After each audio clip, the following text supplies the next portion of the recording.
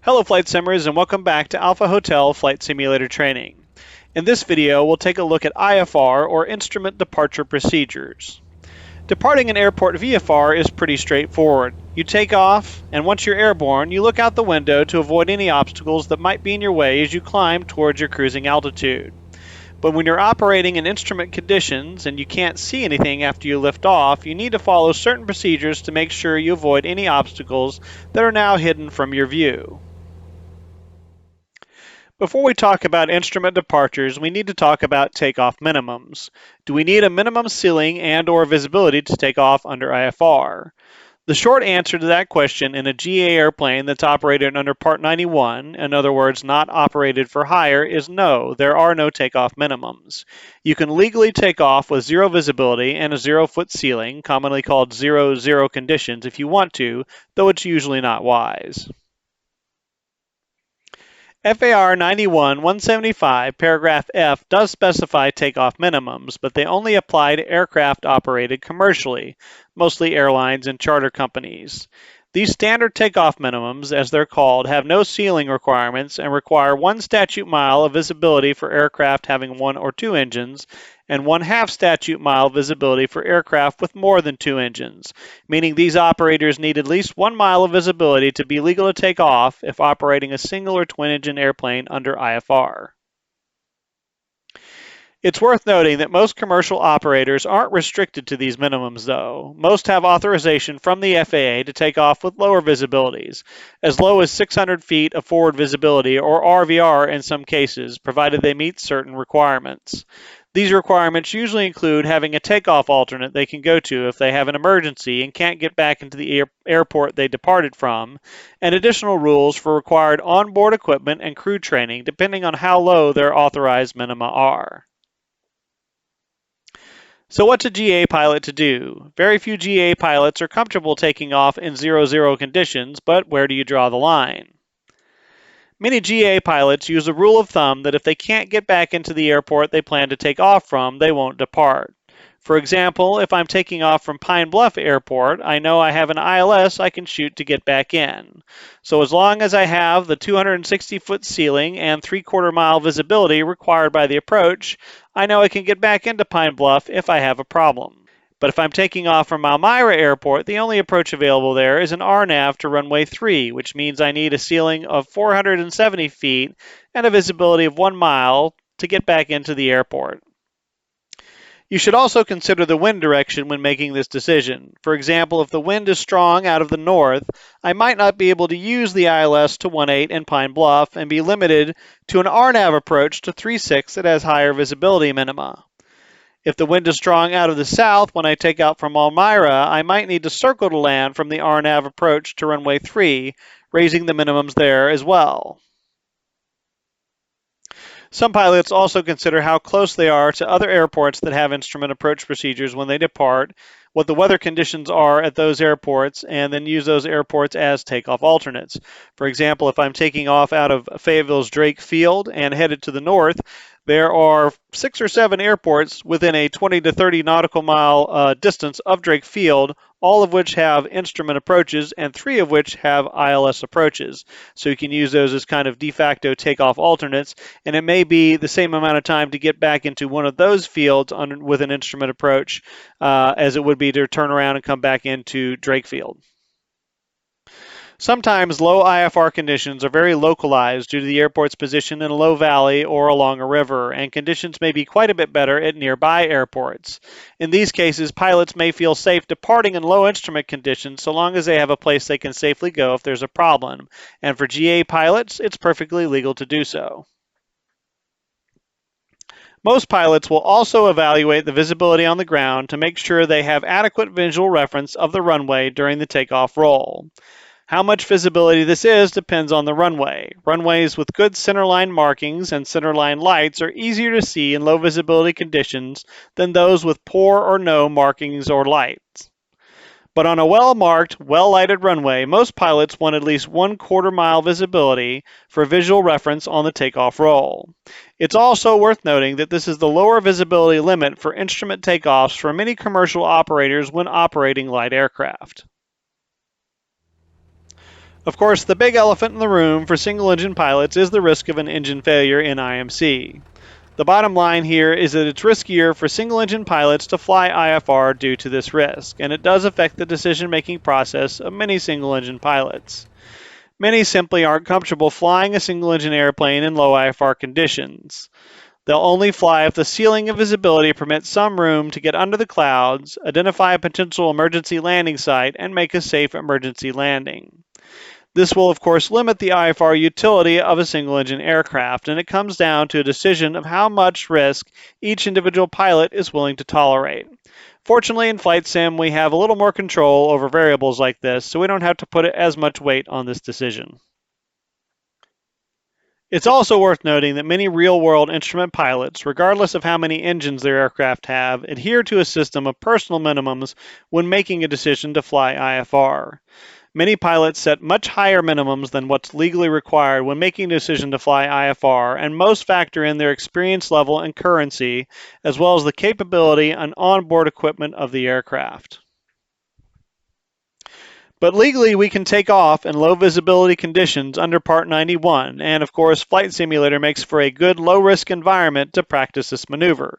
So what special techniques or considerations should we use when conducting a low visibility or instrument takeoff? The actual procedure for conducting a low visibility or instrument takeoff doesn't vary from the procedure for a normal takeoff, but there are a few things that we want to pay attention to. First, when you taxi onto the runway, make sure you line up precisely with the center line before initiating your takeoff roll. It's also not a bad idea to conduct a static takeoff in low visibility conditions. This is where you pull onto the runway and stop for at least a few seconds before initiating the takeoff roll, rather than performing a rolling takeoff. This is actually a requirement for low vis takeoffs for many commercial operators. Once you're on the roll, maintain precise centerline alignment with small rudder inputs. Use a normal rotation speed and technique, but be prepared to lose sight of the runway immediately after liftoff and transition to instruments as soon as you're in a climb attitude. Make small adjustments in your pitch and bank to maintain your climb attitude as you transition to best rate of climb. Retract the flaps as normal if you used any for takeoff. All right, so let's go ahead and demo a low visibility takeoff, but before we can do that, we need to set up some low visibility conditions. I am on the ground on runway 18 in Pine Bluff, Arkansas, Pine Bluff Grider Field. The identifier there is Kilo Papa Bravo Foxtrot, kind of our home base airport for Alpha Hotel Flight Simulator training. We do have runway edge lights here, but we do not have runway centerline lights, so this will give you a good idea of what the average runway will look like for a low visibility takeoff. And to set the weather for a low visibility takeoff, I'll go ahead and get into the weather menu here. I've got it set up on a mid-June day at about 10 o'clock in the morning. That's mostly for lighting. Then I have the altitude calculation set up at AMSL, above mean sea level. That's where I prefer to have that, so I know where the clouds are going to be on my altimeter rather than referencing the ground.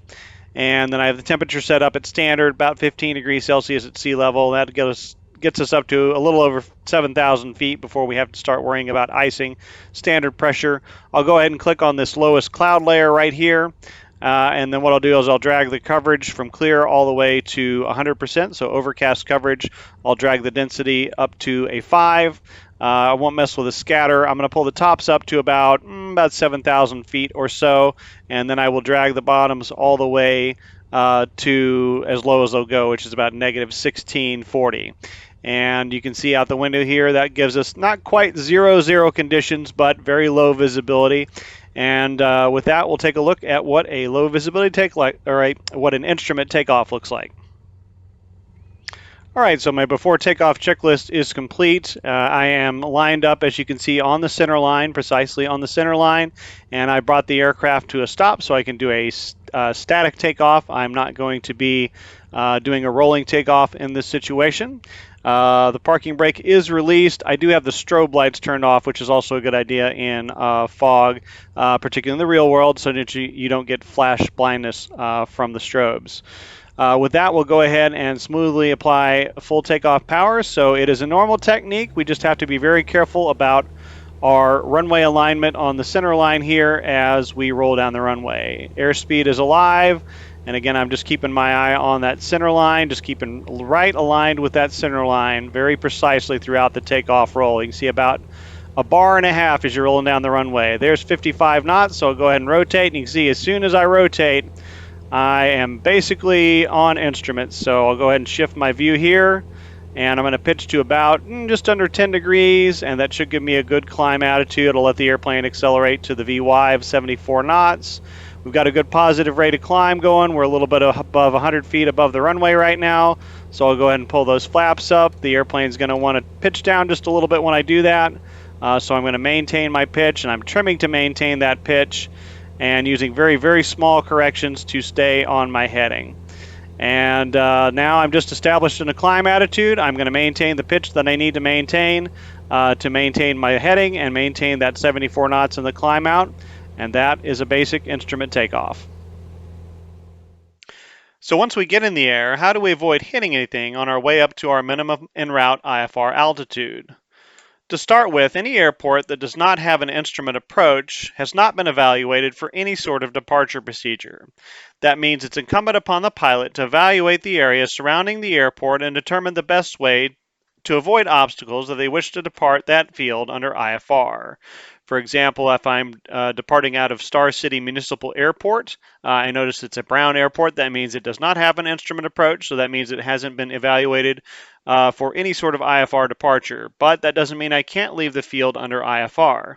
I want to take a look at the VFR chart, and then I will take note of all the obstacles that surround the airport, and then I either need to decide, what the minimums are that I'm comfortable with departing the field so I can see and avoid these obstacles, or what the optimum path is going to be to avoid the obstacles if I decide to depart under low IFR conditions.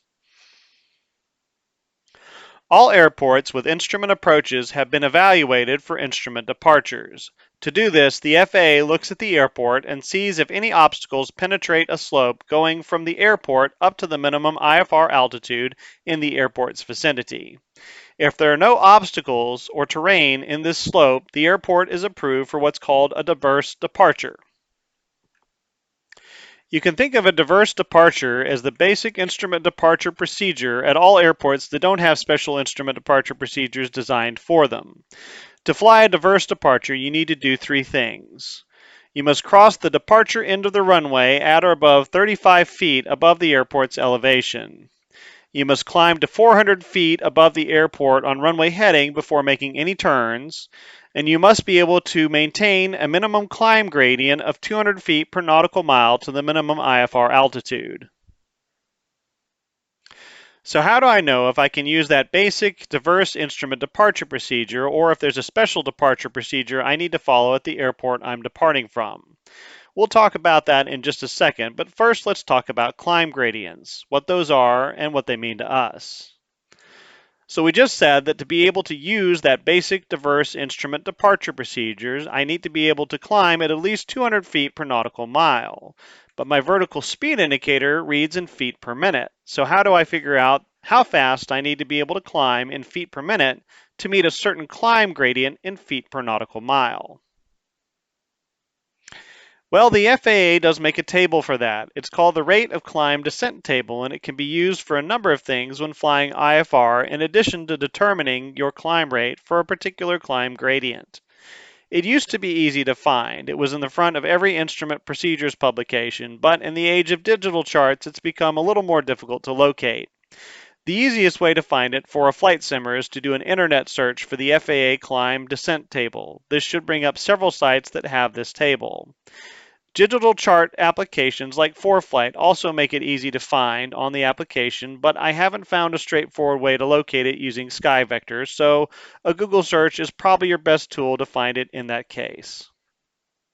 So how do we use this table? Well, we have a column over on the left-hand side of the table that is feet per nautical mile, so this is our climb gradient, and then we have various different climb rates listed for various different ground speeds. You can see 60, 90, 120, all the way up to 360. And so what we want to do is we're going to go over here to the required climb gradient. The first one is 210, which is a little more than we need for the 200 feet per nautical mile for the diverse departure procedure, but it will get us in the ballpark. And you'll notice that these are in ground speeds, not indicated airspeeds. So if you're taking off from a high elevation airport and your true airspeed is going to be significantly higher than your indicated airspeed, or you expect to encounter a tailwind after takeoff that will increase your ground speed, you do need to account for that. We have a 60 and a 90 knot, and the best rate of climb speed, or VY, in the 172 is 74 knots. So what we're going to have to do is average these two numbers right here. That'll get us to 75 knots, which is pretty darn close to 74 knots, and that comes up to 265 feet per minute. So 265 feet per minute is the rate of climb that I need to be able to obtain to do the 200 feet per nautical mile. So we can also determine our required climb rate for a given climb gradient mathematically, and I think it's a little easier than using the table, and it's more precise, as we'll see here in just a second. To do this, you want to divide your ground speed by 60, and then multiply that by the required climb gradient in feet per nautical mile. So as an example, let's assume that we're taking off out of a sea level airport. We don't expect to have a tailwind after we lift off, so our ground speed is going to be 74 knots in the initial climb. The required climb gradient will assume that we have a diverse departure procedure, so we just have to meet that minimum climb requirement of 200 feet per nautical mile. So 74 divided by 60 is 1.23.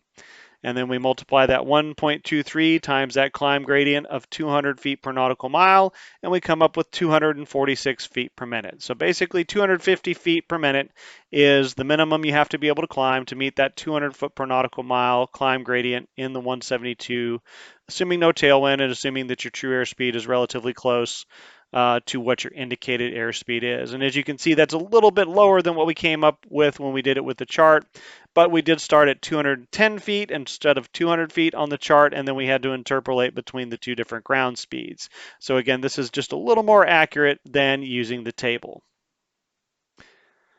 So looking at another example, let's assume that we have a climb speed of 82 knots. We'll assume that we're at a higher elevation airport, say around 5,000 feet. So our true airspeed is going to be a little bit higher as we're climbing out. Let's also assume that we're in kind of a mountainous area that has a special departure procedure, and the required climb gradient is a little bit higher to avoid terrain. We have to do 400 feet per nautical mile with this departure procedure. So we divide our ground speed by 60, that gets us 1.37. And then we multiply 1.37 times our required climb gradient of 400 feet per nautical mile. And then we see that at this particular airport, we need to be able to do at least 548 feet per minute. So a little bit higher required climb rate should still be able to be doable by the 172, even at 5,000 feet. But you can see how, as you get into higher terrain airports and higher true airspeeds, this figure will go up. And it may be challenging for some single engine, normally aspirated airplanes to do some of the higher climb gradients required at higher elevation fields out in the mountainous areas. So back to our first question, how do I know if I can fly that basic diverse instrument departure off a runway or if I need to do something special? It sounds counterintuitive, but you want to look at an approach plate for that airport, and any approach plate will do. There's a large box at the top left of the approach plate, just under where the nav 8 frequencies and course information for the approach is, and which contain the approach notes. You want to look for a black T symbol in the top left of this box. Think of T for takeoff or terminal. If there's no black T in this box, you can use the diverse departure procedure at that airport for every runway at that airport. If there is a black T there, we need to do a little more digging. If you see a black T in that box, it can mean 4 things.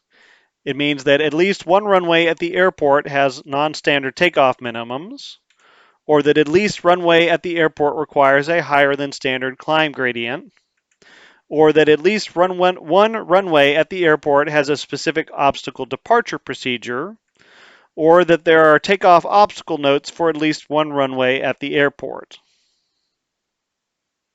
So how do I access departure information for a specific airport? If you're using SkyVector, what you want to do is go to an airport that you're looking for departure information for and right click over it. You'll notice this brings up the location information box. It gives us several different options. You'll notice that it's hyperlinked to the airport that you just clicked on, and when you hover over that link, it will bring you up all the charted instrument procedures for that particular airport. This will include any charted departures, any charted arrivals, as well as instrument approach procedures. And then you can actually hover over that box and click on it, and it will bring up that charted instrument approach procedure.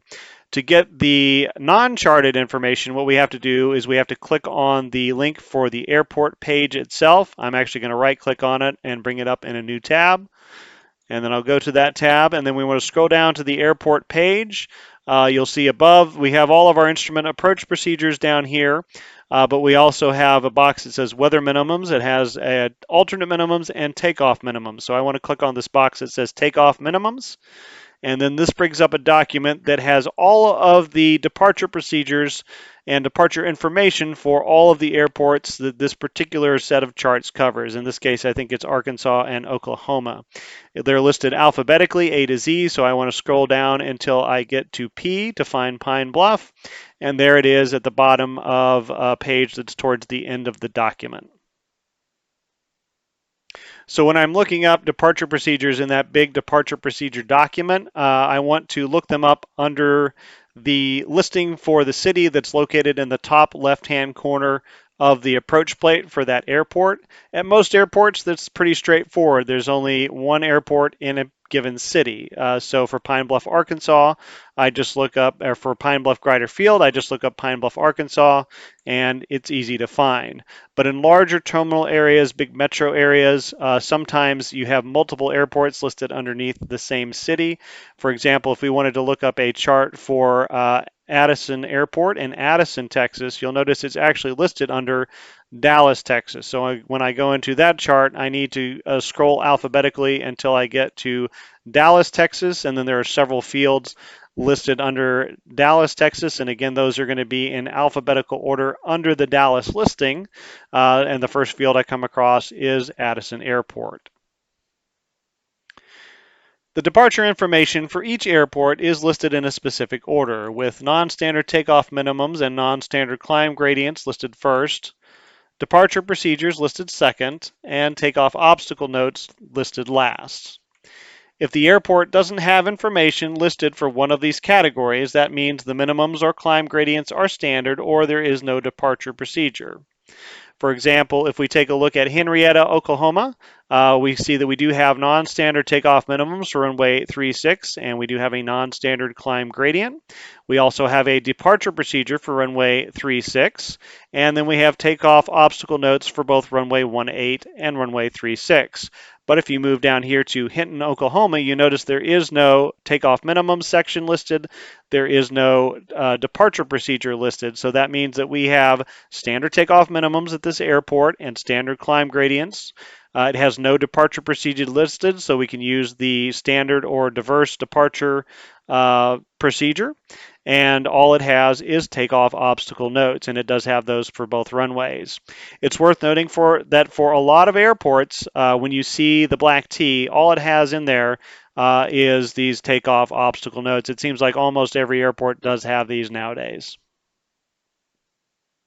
When you have only takeoff obstacle notes, this information is just there to draw your attention to obstacles near your departure path or near the airport that you should be aware of. They don't penetrate the obstacle slope, and they don't require any deviation from diverse departure procedures or a higher climb gradient if that information is not listed for that airport or runway. So again, in the case of Hinton, it just has notes that want to draw your attention that there are obstacles that are close to that departure gradient that they evaluate, but they don't penetrate that departure slope. They just want you to be aware that these things are out there and that you need to be aware of them. But there is no departure procedure listed. There are no non-standard takeoff minimums, and there are no non-standard takeoff gradients. So we can still use the diverse departure procedure without any sort of deviation from that procedure when we depart from this airport.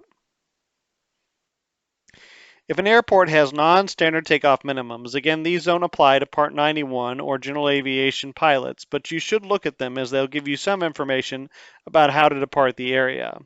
If there are non-standard climb gradients attached to these takeoff minimums, you do need to make sure your aircraft can achieve those, as climbing at that gradient ensures that you clear terrain and obstacles on your way up to the minimum route altitude.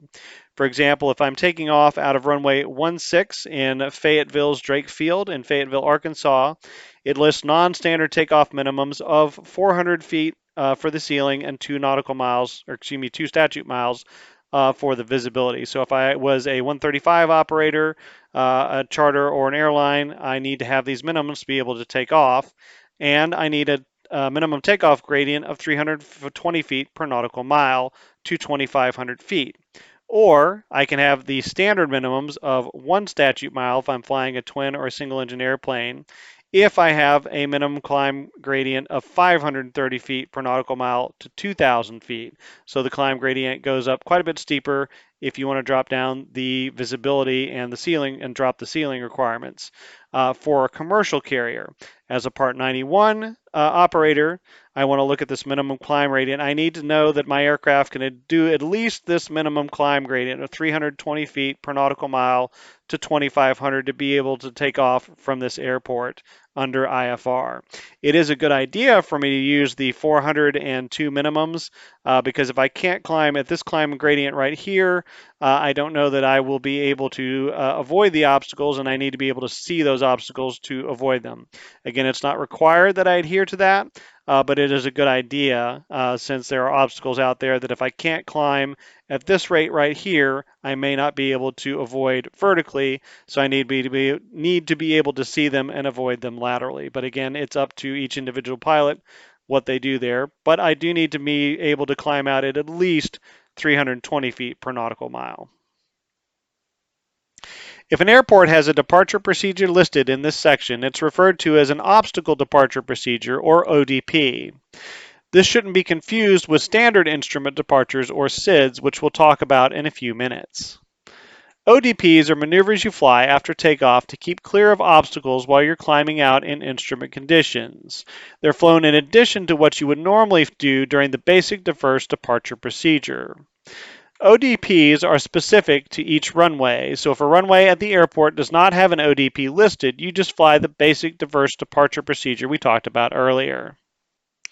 Many ODPs are fairly simple, something like flying runway heading to a certain altitude before you make a turn on course, or turning to a certain heading during your climb. These simple ODPs are just listed as text instructions, but when the procedures are more complex, they can be charted graphically. If you have an ODP that's charted graphically, the text instructions will refer you to the charted procedure by its name. For example, in Montrose, Colorado, if we look up the departure information in the departure information document, when we get down to the departure procedures, it just says use the Montrose departure, which means we have a charted obstacle departure procedure, and we need to look that up. Charted ODPs have the term obstacle printed in the parentheses next to the departure procedure title. So to find charted ODPs, we just go to the airport information on SkyVector, like we do for any other instrument procedure. So I'm out here in Montrose, Colorado. I will right-click over the airport. That will bring up the location information. If I hover over the Montrose airport, that brings up the airport diagram plus all of the charted instrument procedures for this airport. You can see I have the airport diagram. I have all of the instrument approaches. I have departure procedures. These are standard instrument departure procedures, which we'll talk about here in just a little bit. And then down at the bottom, I have the charted obstacle departure procedures, which is only one at this airport. So to see that, I can just click on that, and that will bring up the charted obstacle departure procedure. I can also go to the airport information in SkyVector and scroll down, and it has instrument approach procedures at the top, departure procedures or DPs or SIDs at the next box down, and then the last one is the departure procedure, the ODPs. And again, I can click on that and we'll bring up another page with the charted ODP. It's important to note that ODPs are not mandatory. You don't have to fly them, but they are the safest way to ensure obstacle clearance in IMC conditions, so almost all pilots adhere to them in the real world. So how do you fly an ODP? You still need to follow the first few steps of the basic diverse departure procedure. In other words, you still need to cross the departure end of the runway at or above 35 feet above field elevation, and you still want to fly the runway heading to 400 feet AGL before making any turns. You then follow the directions on the ODP until you reach the safe altitude listed on the ODP. You can then navigate on course as you climb to your cruise altitude. In real life, once you're done flying the ODP, ATC may give you vectors to intercept your route or clear you directly to a fix on your route. ATC can also vector an aircraft off the ODP once they've reached the minimum vectoring altitude. In this case, ATC assumes responsibility for obstacle clearance, though it's still a good idea to maintain positional awareness relative to nearby obstacles and voice your concerns to ATC if you think you might be getting too close to obstacles or terrain. In Flight Sim, once you've reached the safe altitude in the ODP, you can safely make a turn to intercept your course or proceed direct to a fix on your route if you're not using any sort of air traffic control. Another procedure that's sometimes used to depart a field under IFR is visual climb over airport, or VCOA. This typically requires prior coordination with ATC in the real world and higher weather minimums, often higher than what's required for basic VFR, but can allow for departure in marginal VFR conditions under instrument flight rules.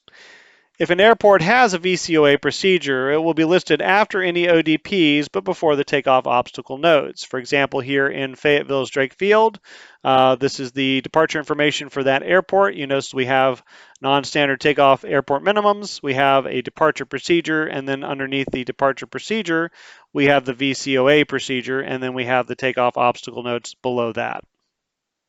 To fly this procedure, you need to make sure that you have the weather minimums listed in the procedure, and in the real world, you usually need to coordinate with ATC prior to flying it.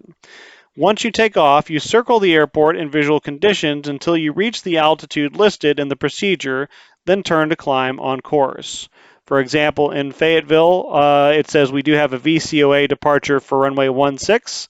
It does say to obtain ATC approval for the VCOA. When you're requesting your IFR clearance, so you don't want to wait until you're short of the runway to tell them that you want to do that. Then it says climb in visual conditions to cross Drake Field at or above 2,700 feet before proceeding on course. It also has some notes up here under the takeoff minimums that we need at least a 1,600-foot ceiling and 3 miles visibility to conduct a VCOA, and it just so happens that 1,600 feet above the field is about 2,700 feet MSL.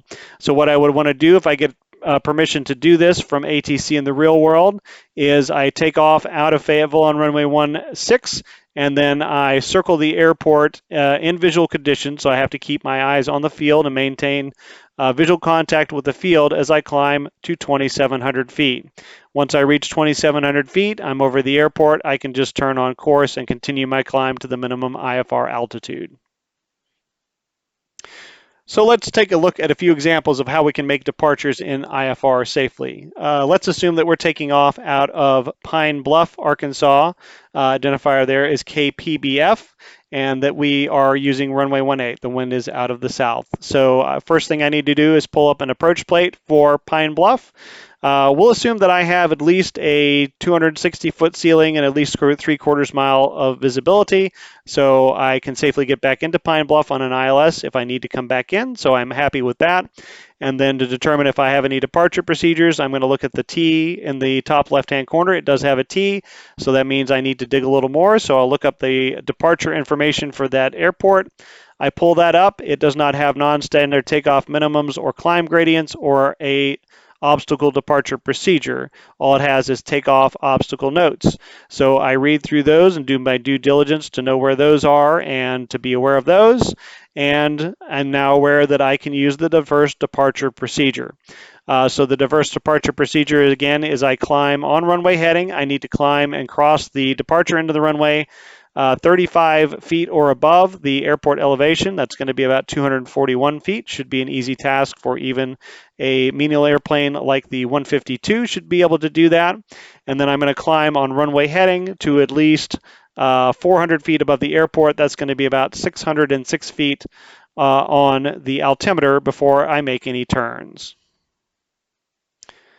So once I get above 606 feet on the altimeter, I can go ahead and turn on course. Let's assume that we are going to be tracking Victor 69 down towards El Dorado. So as soon as I get to 606 feet on the altimeter, I can go ahead and take a turn to intercept the 211 degree radial from Pine Bluff, and then I'll climb up to at or above the MEA of 2,000 feet as I join that airway and head to the southwest.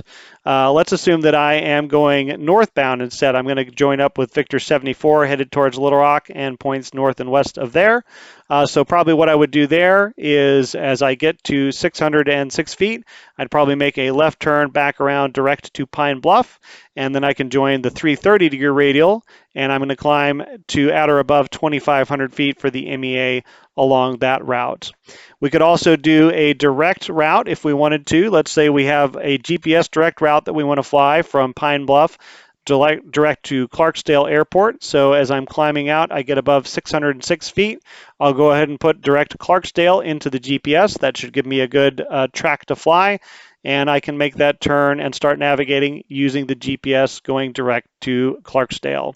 In that case, I want to pay attention to the off-route obstruction clearance altitudes in the squares I'm going to be passing through there. That the highest one that I see there is 2,600 feet. So as long as I select a cruise altitude that's at or above 2,600 feet, I should be fine there, and I can climb to that altitude as I proceed on course to Clarksdale using the GPS.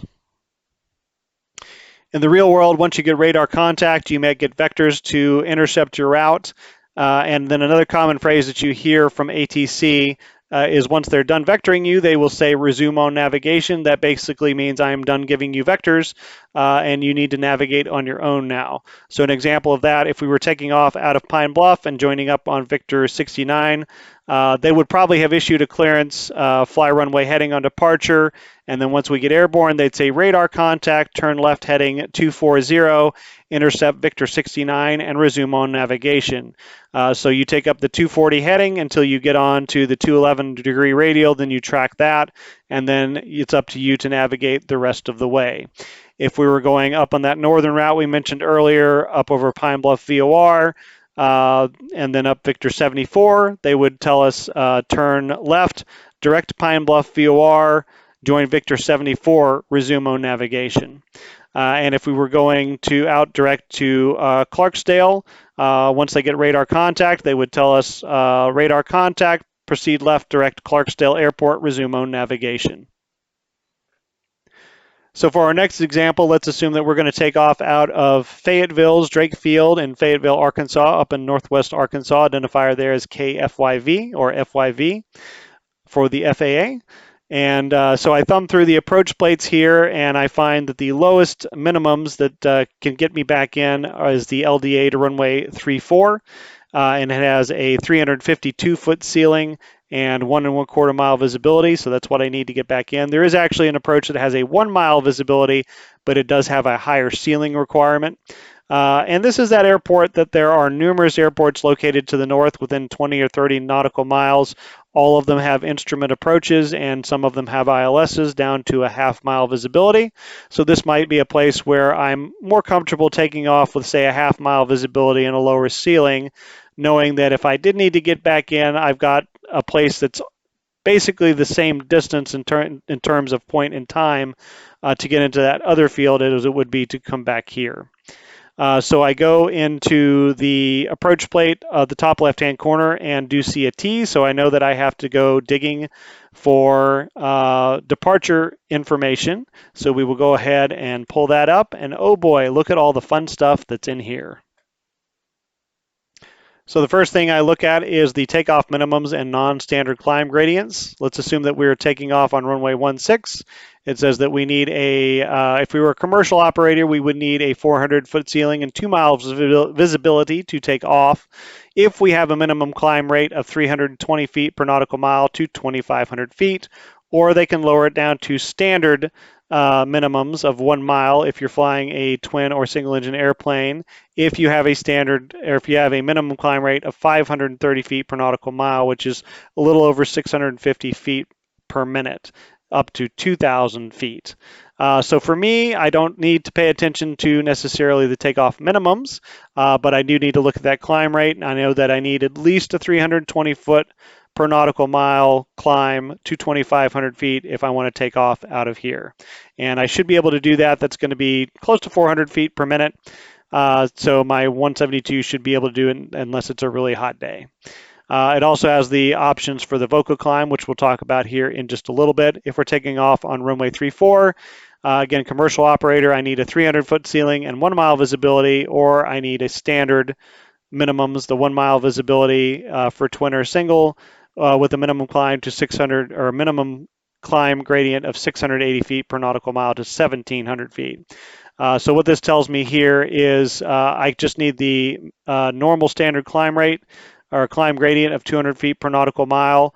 And then again, I don't have to worry about the non-standard minimums, but I could do higher minimums as a commercial operator with a standard climb gradient, or I can do standard minimums with a higher climb gradient, which means as a Part 91 pilot, I can just use the standard climb gradient.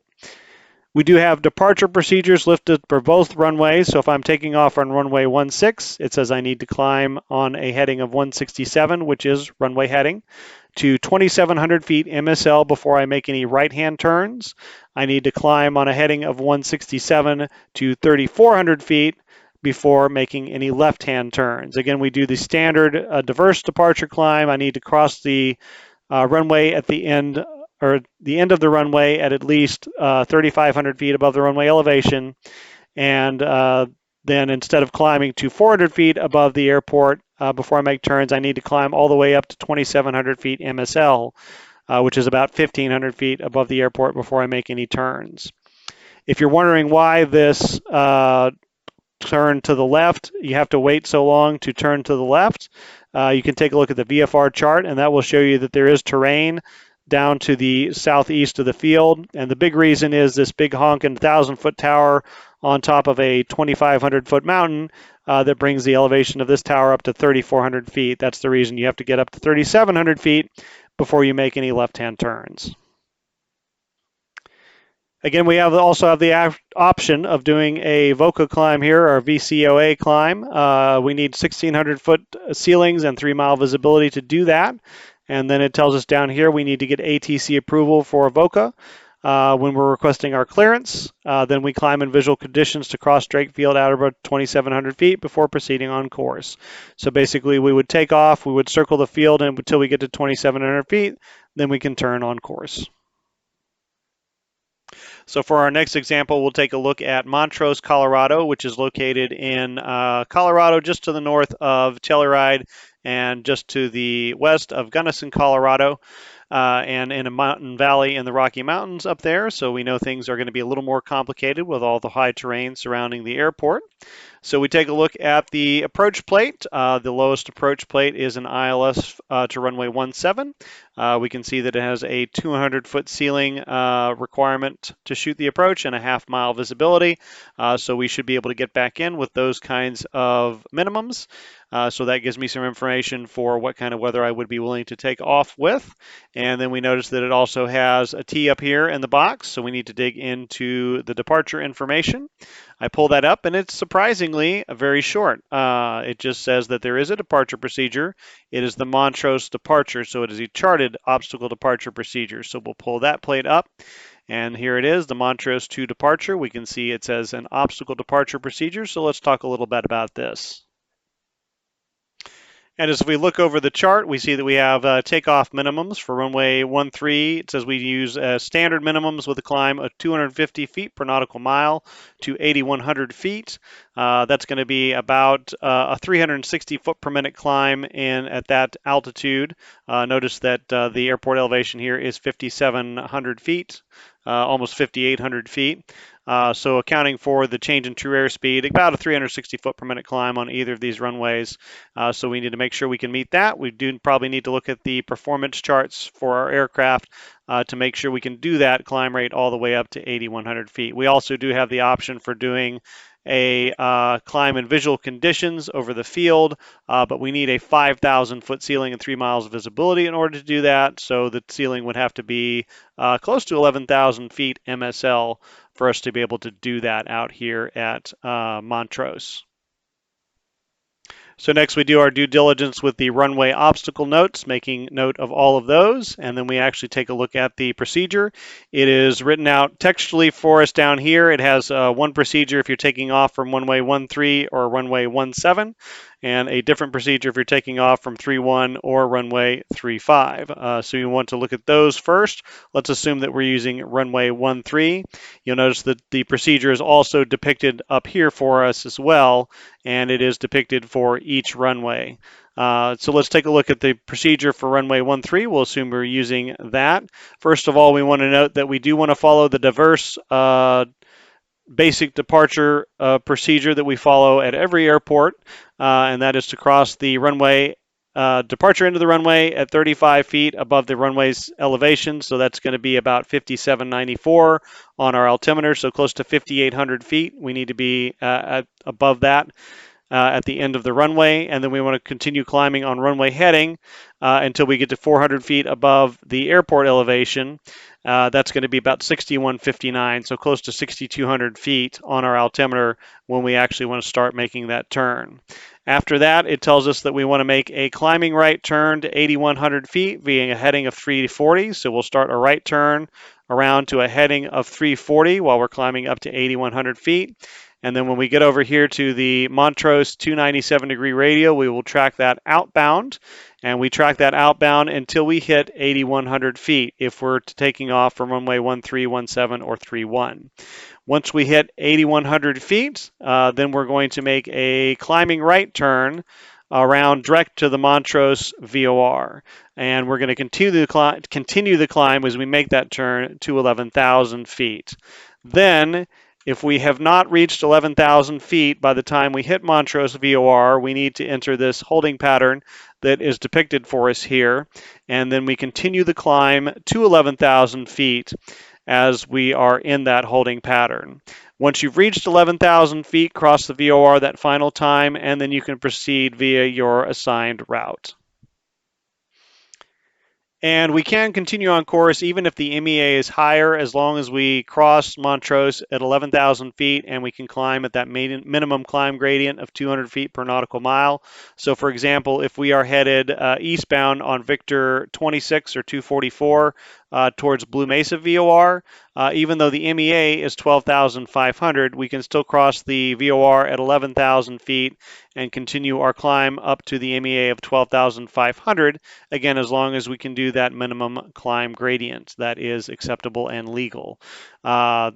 However, you do want to take note that once we get to Blue Mesa, all of the MEAs going away from Blue Mesa to the east and to the south are quite a bit higher than that, and we do have a minimum crossing altitude at Blue Mesa that we have to meet.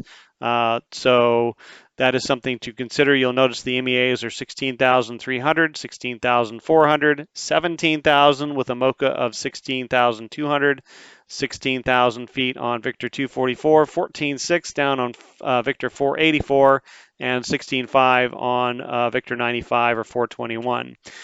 So we need to know that our aircraft can reach those altitudes if we intend to continue that direction. And in real life, you probably want an aircraft that has de-ice capabilities because you're likely to encounter ice at those altitudes, and that you have oxygen or pressurization. So one last departure procedure I want to look at is the SAR 3 obstacle departure procedure out of Aspen, Pitkin County. in Aspen, Colorado, another high elevation airport with mountains surrounding it.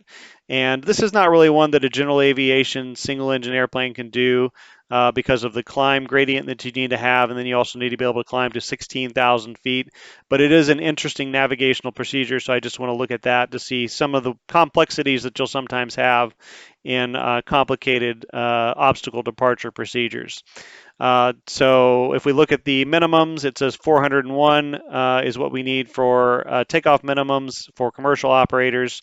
And then we also need the 460 foot per minute, or excuse me, 460 foot per nautical mile climb, and we need to be able to sustain that all the way to 14,000 feet. That's going to be a pretty high climb rate at Aspen's elevation, and it's going to be very difficult for any single engine airplanes to be able to sustain that all the way to 14,000 feet. So that's one of the reasons I say this is not probably a departure procedure that a single engine airplane could do.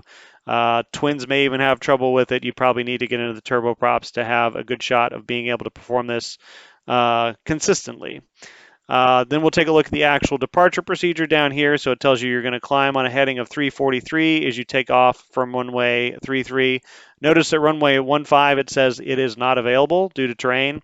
Runway 15 faces a mountain, and usually it is not used for landings at all, or excuse me, for takeoffs at all. It is only for landings. Aspen is one way in and one way out due to the mountain valley it's located in. So they're telling you basically you can't take off runway 15 IFR due to the terrain. So runway 33 is the only option. If we take off there, we're going to climb on a heading of 343 until we get to 9,100 feet.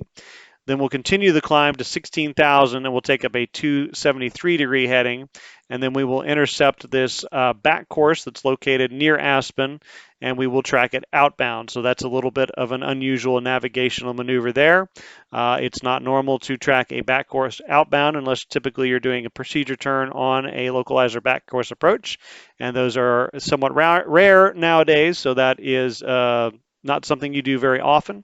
But on this procedure, you will track that back course outbound, and notice that it tells you that if you're tracking a back course outbound, it's normal sensing.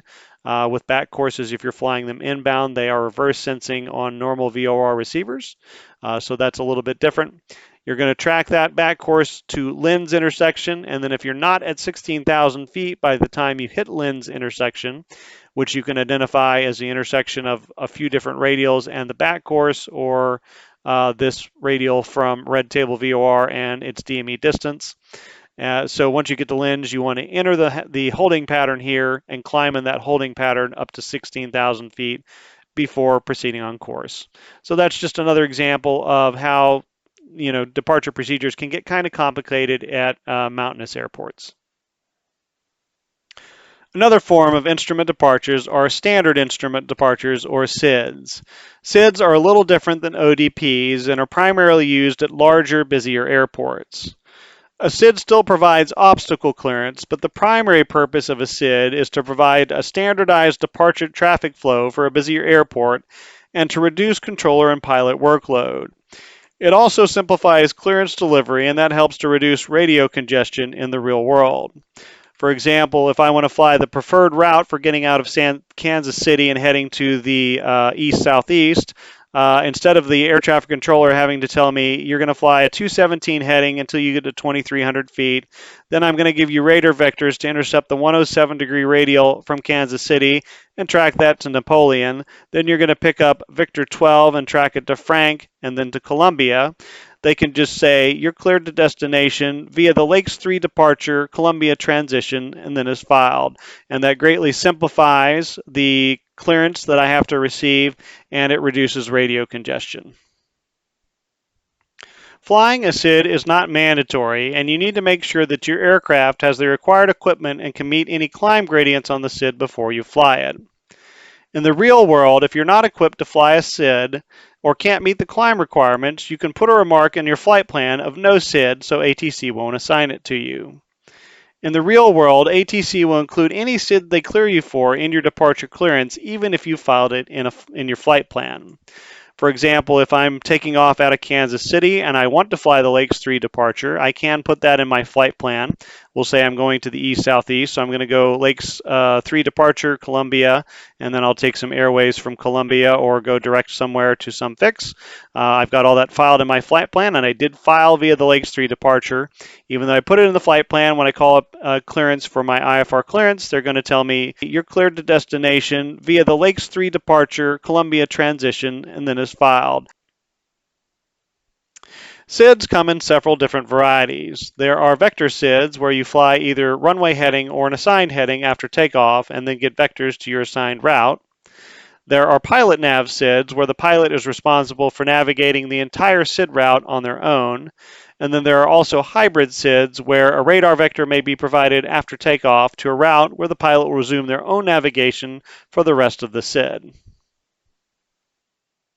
Many SIDs have multiple route options you can fly depending on the direction your route takes you. These are called transitions. On SID charts, the basic SID route is depicted with a bold black line, and the transitions are depicted with thinner black lines. For example, if we look at this SID out of Helena Regional Airport in Helena, Montana, this is the Stack 4 departure. The basic departure from both runways is depicted, and you can see it is a bold black line. With one runway, you just turn to intercept the 087 radial and track it out to stack. And if you're using the westbound runway, you're going to make a 180-degree turn direct to Helena VOR, and then track the 087-degree radial out to stack. That is the basic SID. If you're cleared via the Stack 4 departure, that's all that you would do. If you were cleared via the Stack 4 departure Lewiston transition, what you would want to do is navigate the basic portion of the SID out to stack. Then you would take a left turn on the 15 DME arc from Helena past Favux and then out to Hanvi, which is on the 058-degree radial from Helena VOR. So you would turn and intercept and track that radial, which joins up to Victor 113, and you would take that out to Lewiston VOR. If you instead filed the Bozeman transition, when you got to stack, you would hang a right-hand turn and track the 15 DME arc out to Kersey intersection. Then you take a left turn and track the 103-degree radial out to 19 DME, which is the Swede intersection. Then you turn right onto Victor 365 or 536 and track that down to Bozeman. The symbology on SID charts is much the same as you find on en-route charts as far as routes, minimum altitudes, nav aids, and airspace goes. If you're not familiar with IFR en-route charts, I recommend checking out my video on that topic, and I'll leave a link to it in this video's description. There are a few important things that we should highlight about SID charts. First, it's important to note that the altitudes on the depicted routes are MEAs or MOCAs and not procedure altitudes. In other words, they're the minimum altitude you want to be flying at, but you can fly higher than that if you're cleared to do so. For example, if I'm filed on the Lakes 3 departure Columbia transition, you'll notice there are some altitudes listed above the route segments here. Those are all the minimum en route altitude for that segment. So I do not have to fly at this altitude. I need to be at or above this altitude. So I could fly, say, at 5,000 since I'm heading eastbound. You notice on the route that goes up to Spinner, so this would be the Lakes 3 Spinner transition, we have quite a bit higher MEAs. You'll notice this is J80, so that's actually a jet airway.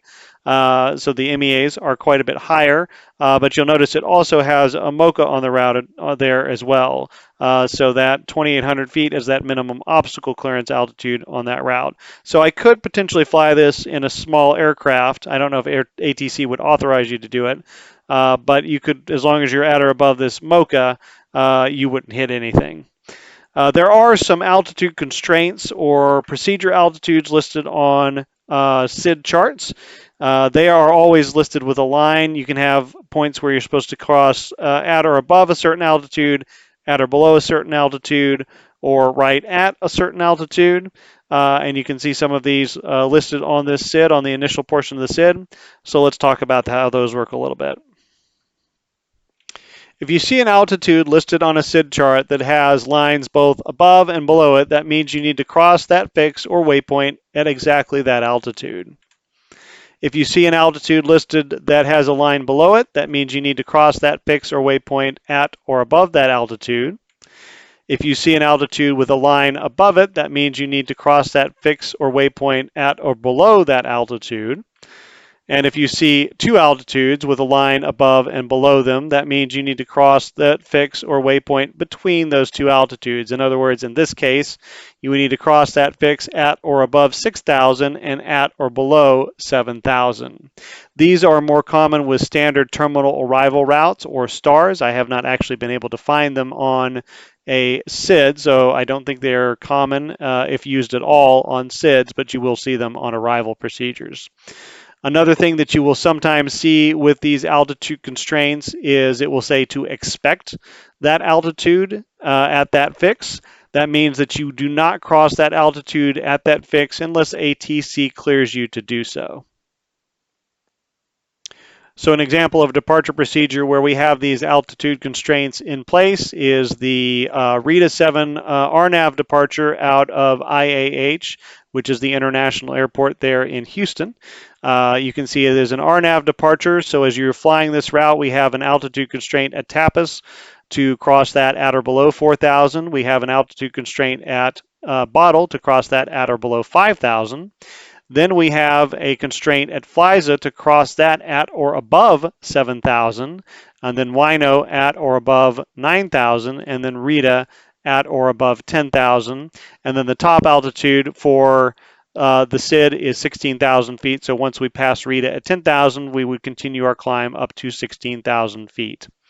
The terminology that ATC would use to tell you to do all this is climb via the RITA 7 departure or climb via the SID. That tells you that you need to meet all of these altitude constraints as you fly the departure and that you want to climb to maintain 16,000 as your top altitude. This is not a procedure I think that would be able to be used by piston engine airplanes. I don't think they could meet particularly these last three altitude constraints, and they would have difficulty getting up to 16,000 feet. So this is primarily something that would be used by turbojets, but it does show you how these altitude constraints work on SIDs like this. It's also important to note that when flying a SID, whether a vector departure or a pilot nav SID, you still need to adhere to the basic IFR or diverse IFR departure procedure. So you still need to cross the departure into the runway at or above 35 feet above the field elevation. You need to make no turns below 400 feet. If it does command a turn in the SID, you do need to wait till 400 feet to start that turn. And then you need to have the minimum climb gradient of 200 feet per nautical mile unless a higher gradient is required by the SID. So to find departure procedures for airports, what you want to do in SkyVector is go to the airport that you'd like to find a departure procedure for, and then right-click on that airport. That will bring up the location information. Again, hover over the airport there, and it will bring up all of the terminal procedures for that airport. It does airport diagrams first, then instrument approach procedures, and then departure procedures. So if there's nothing listed after departure procedures, or nothing listed after instrument approaches, or it goes straight to terminal arrival procedures, then you know that there are no departure SIDs or departure procedures for that airport. As you can see, some of them have quite a few. Your bigger terminal areas will have quite a few, and then some of the departure procedures have more than one page. So, for example, the Garland 3, if I click on Garland 3, that brings up page 1. If I click on Garland 3, continued 1, that brings up page 2. So, and all I have to do to bring the SID up is click on it, and there is the Garland 3, and then I can use these buttons here to rotate it, and I can actually expand it and change the size of the chart as well. And then I can go back if I want to look at the second page and click on that, and that brings up the second page, which in this particular instance has the text description of the departure.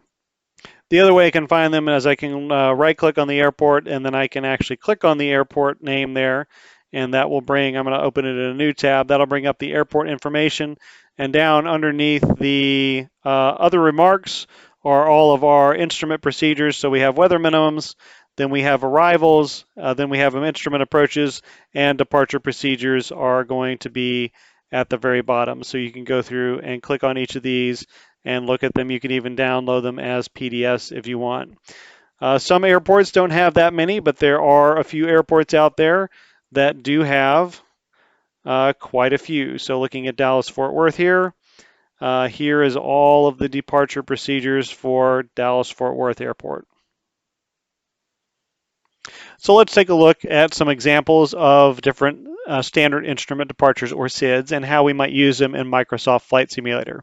So the first airport we'll take a look at is Dayton International Airport, KDAY, in Dayton, Ohio. The only star out of Dayton is the Dayton 7 departure. I did look over the departure information, and they do not have any sort of ODP, so we don't have to worry about that. There is no non-standard climb gradient either, so we don't have to worry about that either, although that information as far as takeoff minimums is included on this chart. And you'll notice the everything is standard for most of the runways except for runway 18, and then we can still do a standard climb gradient. Commercial operators can do that if they have a 300-foot ceiling and 1 mile visibility. So this is, again, a vector departure. It's a very simple vector departure. It's just basically for all runways, fly runway heading, and then expect radar vectors to join your route. So in the real world, you'd take off, you'd fly runway heading until ATC starts to give you vectors, and they would vector you onto your route. It also says to maintain 5,000 feet. So for all intents and purposes in Flight Simulator, we can treat this SID like a diverse departure or basic IFR departure if we are not using any sort of ATC. So we can climb on runway heading to 400 feet. Once we get to 400 feet, we can go ahead and turn to intercept our airway, or go direct to a point on our route, or go direct to our destination if we're doing a GPS direct route. There are a couple of notes down here that are worth looking at. It says turbojet aircraft filed over Cincinnati, maintain 250 knots until you're advised by ATC. So if you're in a jet headed to Cincinnati in the real world, they're going to keep you at 250 for a little while.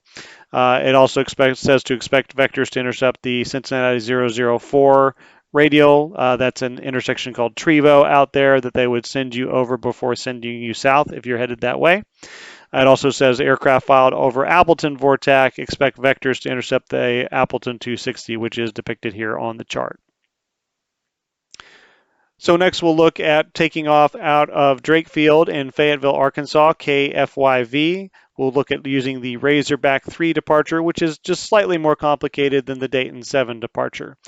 As you'll remember from earlier in the video that we did look at this field earlier, and it did have an ODP for both runways, but we can fly this SID in lieu of the ODP, and it still will provide us with obstacle clearance. We do know that there are some non-standard climb gradients to fly out of this airport, and so we need to make sure that we can meet those. And then we'll go and take a look at the description here. So takeoff from runway 16, it says with this SID climbing rate turn to a heading of 180. Again, we need to follow that diverse departure procedure initially, so cross the runway threshold at 35 feet above the airport elevation, and we're going to fly runway heading, which is 167, until we get to 400 feet above the airport before we make that turn to 180. Once we get to 400 feet above the airport, then we'll make that turn to 180, and then we need to maintain that 180 degree heading until we get to 3,800 feet. Then this procedure says to expect radar vectors onto your course or your assigned route, and then to climb and maintain 5,000 feet. So if you are not using any sort of ATC in Microsoft Flight Simulator, once you get to 3,800 feet, you can go ahead and turn to intercept an airway, or turn direct to a point or direct to your destination and resume your own navigation. You'll notice that taking off from runway 34, it's a little different. We just climb on 347, which is runway heading, to 3,000 before we make any turns. So next we'll head out to Montrose, Colorado, out in the Colorado Rockies again. Again, we visited here earlier with our charted obstacle departure procedure, but they do have some SIDs that we can take a look at. And of course, it being in mountainous terrain, things are going to be a little more complicated than they might be in the flatlands. So we'll take a look at, they have two standard instrument departure procedures in addition to the obstacle departure procedure. And the first one is the Brick 4 departure that heads off to the northwest towards Grand Junction. We do have some non-standard climb gradients if we're taking off from runway 13 or 17, so we need to make sure that we can make those up to 7,900 and 7,800 feet respectively. And the departure procedure looks somewhat similar to the ODP, actually. If we're taking off from runway 13 or 17, again, we do need to apply or adhere to that first departure procedure. So we need to climb and cross the departure into the runway at 3,500 or 35 feet, and then climb runway heading to 400 feet above the airport. Then we'll make a right turn around to a heading of 340. We'll intercept the 297 degree radial from Montrose VOR, which joins us up with Victor 26. We need to climb to 11,000 feet as we're doing all of that, and then we just track Victor 26 to Grand Junction VOR. Very similar for runway 31, you just basically take off and intercept, fly runway heading to 400 feet again, and then intercept the 297 degree radial. Runway heading should intercept that for you. And then again climb to 11,000 feet and take Victor 26 out to Grand Junction VOR. Taking off from runway 35, again runway heading to 400 feet above the airport, then take up a 250 heading. That'll be your heading to intercept the 297 degree radial from Montrose, and then join Victor 26 as you climb up to 11,000 feet out that way. The other SID that's available in Montrose is headed off to the west. It is the Blue Mesa 3 departure. Top altitude on this one is 12,500. And you'll notice when we look at the takeoff minimums here, we have some rather stout climb gradients that need to be met, and we need to adhere to them all the way up to 11,300 feet. So this may be a tough procedure for a single engine aircraft to be able to accomplish. You need to dig into those performance charts and see if you can do that. And in the real world, if you can't do that, you would need to tell ATC that you cannot accept the SID. If you can accept the SID, if you're taking off from runway 13 or 17, it tells you it's a climbing left turn to 12,500 via a 035 degree heading. So we'll take off, again, runway heading to 400 feet above the airport elevation. Then you'll make that turn to 035. Then you will intercept the 082 degree radial and join Victor 26 or 244 out to Blue Mesa.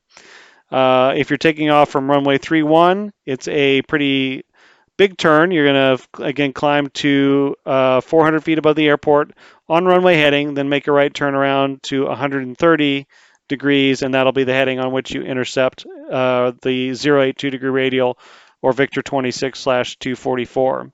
If you're taking off from runway 35, you're going to climb on a heading of 348, which I believe is runway heading, but you're going to climb all the way up to 7,900 feet, so almost 2,000 feet above the airport before you initiate your turn. But then you do take up that turn to 130 and intercept the radial off of that heading. And again, this is, with these climb gradients, it may not be something that a single engine aircraft can accept. You may have to tell them no SID. And you notice, of course, if you take up the obstacle departure procedure, you do have the option of going out to Montrose VOR, entering the holding pattern, and climbing in that holding pattern. So that might be a better option for an aircraft that is going to be limited with their climb performance. Although it is worth remembering that the MEAs on the airways, once you get past Blue Mesa to the west, go up to 14,000 or higher. So that may not be a great way to go for a single engine aircraft in the first place. So the next route we'll take a look at, the next SID, is the SpaceX 2 departure, which is an RNAV or GPS departure out of Hawthorne, California, the Jack Northrop Field. This is very, very close to LAX, so it is very congested airspace out there. This is why we have this pilot nav departure procedure out of a small airport.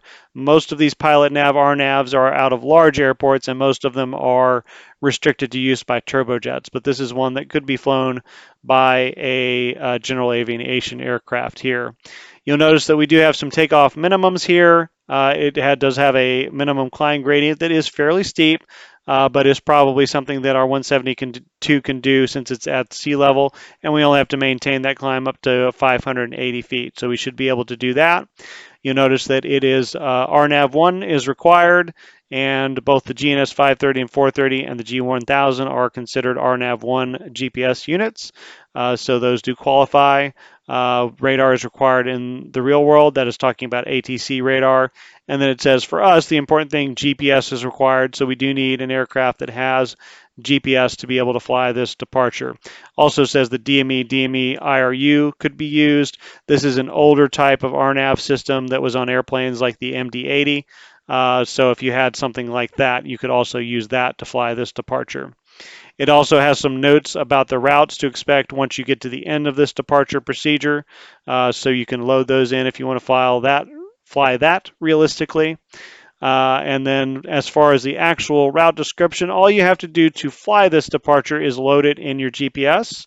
Although it is what we call a runway dependent departure, you'll notice the route is different depending on which runway you load. So you need to make sure that you load the right runway. So if we're taking off from runway 7, it says to climb on a heading of 073 to 580 feet, then make a right turn direct to SpaceX. And then you notice we have the 3,000 feet with lines above and below it. So we need to cross SpaceX at exactly 3,000 feet. It's a pretty good distance between the airport and SpaceX, so we should be able to make that no problem. That's also why you have this climb gradient in here. And again, the GPS is going to do all this for you. It'll have a straight leg until you get to 580 feet, and then at 580 feet, it should turn right direct to SpaceX, and you just follow your magenta line, or you can even hook it up to, hook your CDI to the GPS and put it in nav mode and just let it fly it itself. If you are taking off a runway 25, again, climb on a heading of 253, intercept a 200 course to SpaceX, and then again cross SpaceX at 3,000. So it's going to put like a little point out here, a little makeshift point that the GPS creates to intercept that 200 course. So you'll fly the magenta line to that point, and then the magenta line will turn to the left, and you follow the magenta line over to SpaceX. Then once you get to SpaceX at 3,000, then you'll fly on your assigned course or route. So that's how you fly a runway-dependent RNAV out of Hawthorne, California. Okay, so let's take a look at how to load a runway-dependent RNAV departure. I'm sitting just short of runway 25 at Hawthorne Airport, or Jack Northrop Field, KHHR. And as you can see on the map here, if we zoom out just a little bit here, it is literally in the shadow of LAX, or Los Angeles International, which is why we have this precise RNAV departure procedure out of here for a GA aircraft. So what I'm going to do here is I'm going to load the flight plan, and the procedure for doing this is very similar between the G1000 and the GNS 530 and 430, but I will just demonstrate in the G1000. So I'm going to go to flight plan. I'm going to activate the cursor by pushing the center of the small knob. I will roll to this empty field under origin using the big knob, and then I'll roll the little knob to get that active. I'm going to go ahead and use the keyboard, so I'll click on this little keyboard icon here until it turns blue, then enter the airport identifier, KHHR, and that is Jack Northrop Field, Hawthorne. That's what I want, so I will hit enter. It asks if I want to load the runway. I can choose to load none or either runway. We have both 7 and 25 here. I'll go ahead and put in 25 since that's what I'm going to be using, but this will not carry over to the departure procedure. Press enter to accept. I will do that. So now what I'll do is I will go to procedure, which is right next to the flight plan key, and I will use the big knob to scroll down to select departure. And then I will scroll down to the departure field here, and you can see if I scroll the little knob here, it'll bring up the list of departures. There's only one departure here, but if I have multiple departures, this would bring up a list, and I can use the small knob to scroll between them. That's what I want, the SpaceX 2, so I'll hit enter, and then this is the very important step right here, is selecting the runway. It has runway 25 selected for me, and you can see it has the procedure out there for me. It has from runway 25 to that point where I intercept that 200 course to SpaceX, then it has the leg to SpaceX, and then it has a point, just a manual sequence point beyond that, and that is what I want. You'll notice if I move over to runway 7, it's got a slightly different procedure. It tells me I'm going to go from runway 7 to a point where I reach 580 feet after I take off, and then make the turn around to SpaceX. So I want the procedure for runway 25, so I'll scroll down to runway 25 and enter that. And then I can go ahead and just scroll down to the load key, or the load field there, make that active, and then hit enter. And then that brings up my procedure. It's in there. It's active now. You can see it's got the waypoints in there. Right now I'm going from runway 25 to that intercept point. Then I'll go to SpaceX, and then I'll get to that sequence, and then I can put en route points in there beyond that. And I can actually take out that manual sequence point if I'd like to. And we can see that's also displayed on the flight plan here, and I can zoom out to see the whole thing. So that's what that looks like there. And then when you take off, it's just as simple as following the magenta line and following your CDI. Take off, get to 35 feet above the field elevation, and then runway heading to 400, but then go ahead and make that turn and just follow the magenta line, and you can turn the autopilot on, sync it up to the nav as soon as you're airborne, and it's very simple to follow, no having to dial in radials or anything like that. It's a very simple procedure to fly once you have it loaded correctly. So I want to take a look real quick at a more complicated runway-dependent RNAV departure or GPS departure. This is, like most of these runway-dependent RNAV departures, is for turbojet aircraft only. As you can see that note listed up here. You need to be able to fly at 250 knots in the real world, and then the altitude constraints are pretty high. So really a single engine aircraft or a G aircraft could not really fly these in the real world. They would not be authorized to fly them. They are loaded in the GPS database for both the GNS 530, 430, and the G1000. So if you wanted to play around with them, Flight Simulator, you could do that. But again, you're not going to be able to really make the speed or altitude constraints. Again, these are runway dependent, and there are a lot of runways in Atlanta. This is Atlanta Hartsfield Jackson International Airport. We have a total of 5 pieces of concrete, so a total of 10 runways. They're divided into the North Complex, the Center Complex, and the South Complex. And each complex going each direction has its own fix and route that you need to fly for flying this departure. For example, if you're flying 8 right, you're going to take a path to intercept a course to Raleigh. Then you're going to fly out to Igby, and then you'll fly out to Palmer intersection, and then take the transition from there out to Berg. If you're taking off from a 26 left or right, you're going to take a route out to Impasse, then out to Zeeland, and then make a right turn to Smog, then up to Dillon, and then up to Palmer from there. And you'll notice down like to the south that the routes are fairly complicated. You have a different fix going off the south complex than the center complex. If you are headed westbound or headed off the west runways, same thing is true actually for the east runways. You can see that the paths cross, so you need to make sure that you're looking at the right route and verifying the right fixes. It is fairly straightforward to fly these. You just need to pay very careful attention that you load the correct runway into the GPS or the FMS when you are loading this departure so that you get the right route, and then go through and verify that route to make sure all the fixes are right. The standard phraseology when you take off using this is actually just cleared for takeoff, but most of these airports have developed their own specialized phraseology for these departures, and most of them that use these kind of departures use the same phraseology. When you're cleared for takeoff on a runway, let's say we're on 8 right, we're cleared for takeoff, the controller will say runway 8 right, RNAV to Ronnie, you're cleared for takeoff, Ronnie being your first fix. That gives the pilots one last chance to look down at their GPS or their FMS and make sure that that is the correct fix before they take off. But that's how you load and fly these runway-dependent RNAV departures. Again, not something that you're going to use in a GA aircraft, but as you move into more complex aircraft, they are very common, especially out of these larger fields. They're becoming more and more common. So next we'll take a look at a hybrid departure. This is the Garland 3 departure out of Addison Airport in the Dallas, Texas area. And you'll notice that this is not only a hybrid departure procedure, but it's one that is based on ground-based nav aids. So it is not GPS-based. So we took a look at the departure information for the airport. It did not have an ODP. and it does not have a non-standard climb gradient. It does have some non-standard takeoff minimums for runway 16, so we do want to consider that. And then we also want to look at the notes. We note that the solo transition can only be assigned via ATC, so we can't do that one unless it's assigned by ATC in the real world.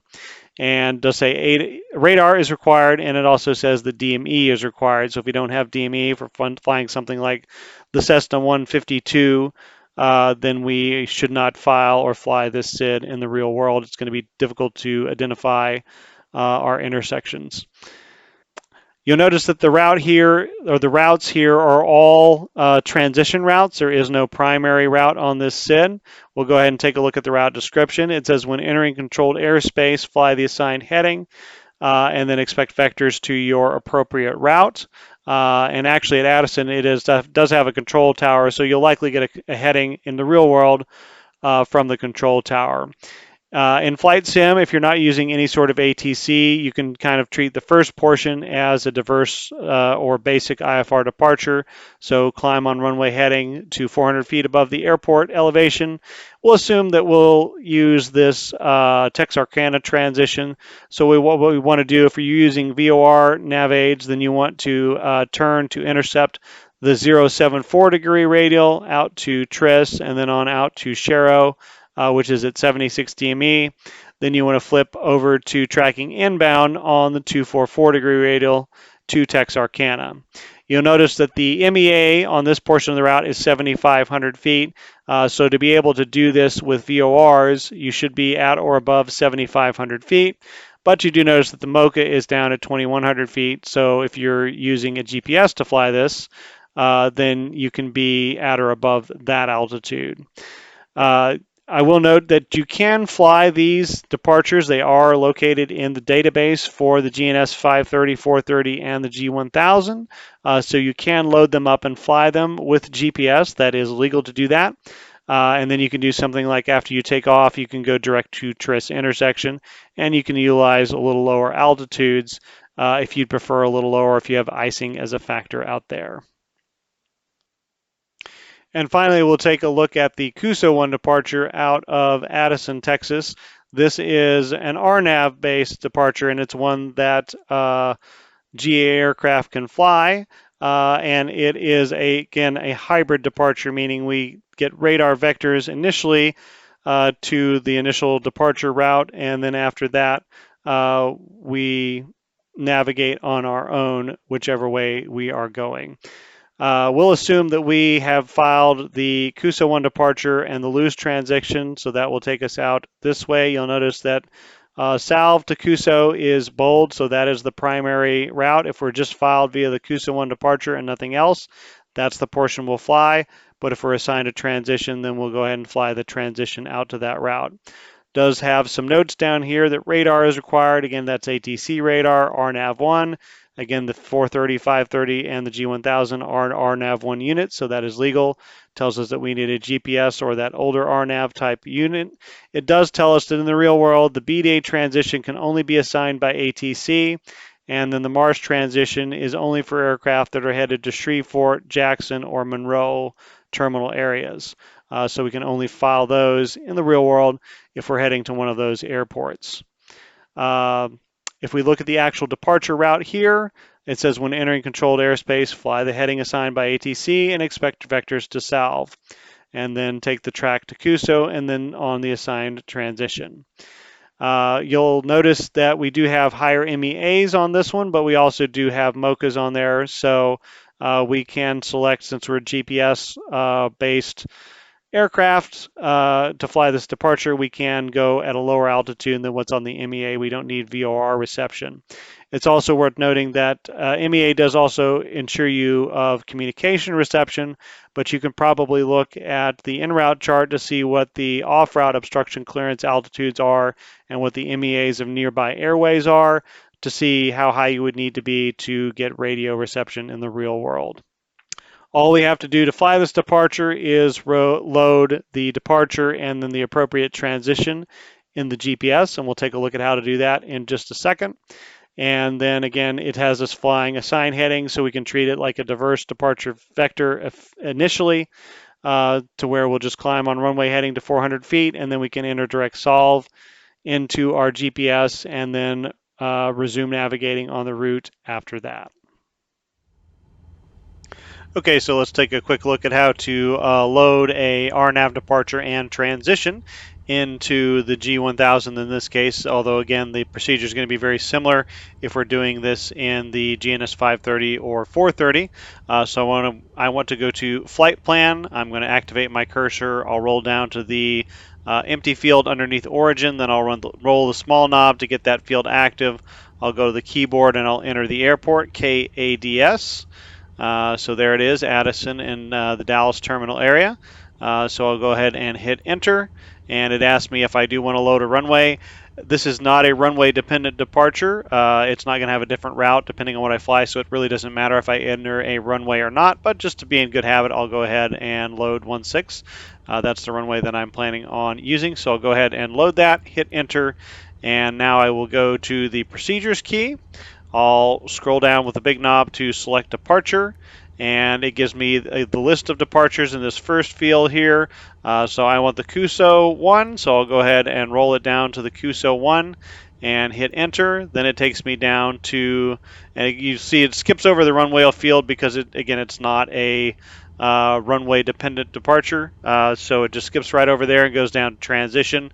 Transitions, you can fly the CUSO transition, and that would be just flying from salve to CUSO, but that's not what we want. We want to go all the way out to loose, so we'll go ahead and use the small knob to scroll down there, and you can see it shows all of the different transitions out there, and then it highlights the one or bolds the one that we're actually going to take. So that looks like the one that we want. We'll go ahead and hit enter. And then it lists the intersections. I can go ahead and check those with the chart. So we're going salve, CUSO, torch, I think, JX. That's one of the hardest things about RNAV departures is pronouncing the fix. Triton, I believe that is, and then loose. That all looks correct. And then I will go ahead and hit scroll down to load and hit enter, and that enters it into my flight plan. And I can see, runway 16. It's actually got a direct path between runway 16 and solve intersection. We would actually, in real life, we would be flying runway heading or whatever heading the tower assigns us after takeoff until they tell us to go direct salve. And we can do that in Flight Sim as well, but it does have that track loaded up, and then we can see all the other fixes are loaded up in there correctly as well. Press flight plan to get that to go away, and then we can zoom out on the map. There we go.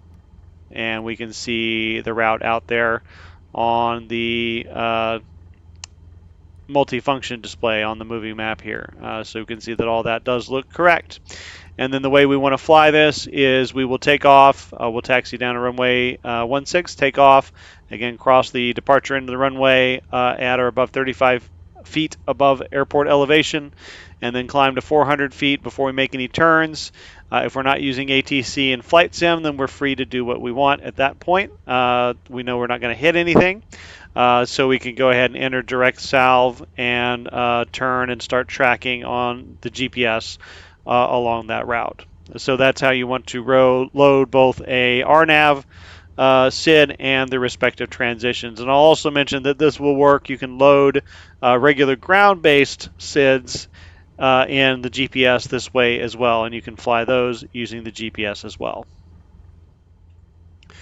One little quirk I do want to mention about loading a ground-based departure or SID into a GPS is that when you do that, most of those departures have you going, they're based off of a VOR that is at the main terminal airport for that terminal area. For example, the Garland 3 departure that we talked about earlier starts at Maverick VOR. And then what you would typically do if you fly this fly the SID in real life is you would take off and get vectors onto that first radial from that VOR. But you can see when the GPS builds it, it builds it with a track from runway 16 in Addison over to the VOR and then out to the first fix, and you would not want to fly that. ATC would be very upset in real life, and that's not a realistic way to fly that. So what the easiest way to work around this in Flight Sim, if you want to use the GPS to do this, is to kind of steer yourself onto this course and then go direct to the fix here. So the fix on this particular leg, that first fix is going to be tris. So you just basically give yourself vectors onto this leg, and then once you're kind of established on this leg, you go direct tris. And that's the easiest way to work around that problem. What you don't want to do is delete runway 16 because that will delete the entire SID for you. So that's kind of a workaround. It's kind of a little quirk with the ground-based departures using GPS and how you can kind of work around them. With the GNS or with the G1000 with a working title model, it may actually, once you take off and start heading this direction, figure out that you're not going to go to Maverick. The unit is pretty well designed in that it will realize when something like that is going on, and it may automatically start to sequence to the next waypoint, but I haven't actually tried that out to see if that is what it does. I do know that whatever it does is probably going to be accurate to what the unit would do in real life, because Working Title has put a lot of effort into making these as realistic to the real life unit as they possibly can. That concludes this video. Hopefully it's given you all the information you need to be able to fly IFR departures safely and proficiently. As always, if you've enjoyed the content, please don't forget to like the video, subscribe to the channel, and ring the notification bell to be alerted to new content. Thanks for watching, and we'll see you next time.